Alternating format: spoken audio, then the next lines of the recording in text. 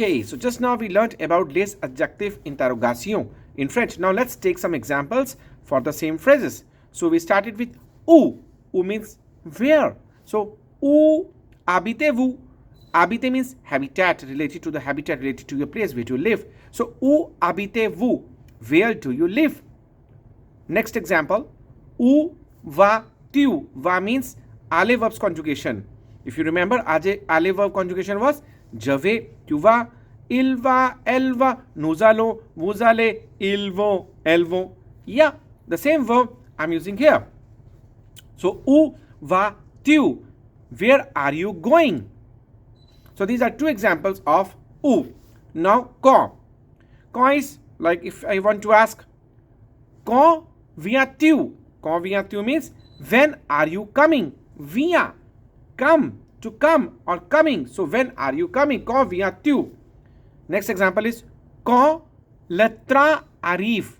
Quand le train arrive.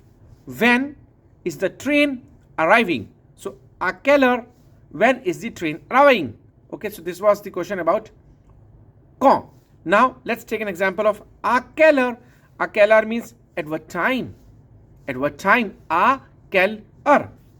So the question can be à quelle heure vous allez à l'école?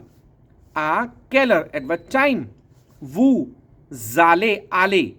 So there is a liaison here. So vous allez. Vous allez means you go or you are going. À l'école. À A with a graph. That means to, at or in. À l'école means to the school. So vous allez à l'école. That was when are you going to your school? At what time? Now next question was comment. Comment was how. Okay, the meaning of comment in French, in English is how. So comment allez-vous? Comment allez-vous? How are you going? How are you going? Like if I want to ask anyone, how are you? So we can say, how are you going? So comment allez-vous? Next is comment joue-t-elle? Jouer means jouer, J-O-U-E-R, was a verb that means to play.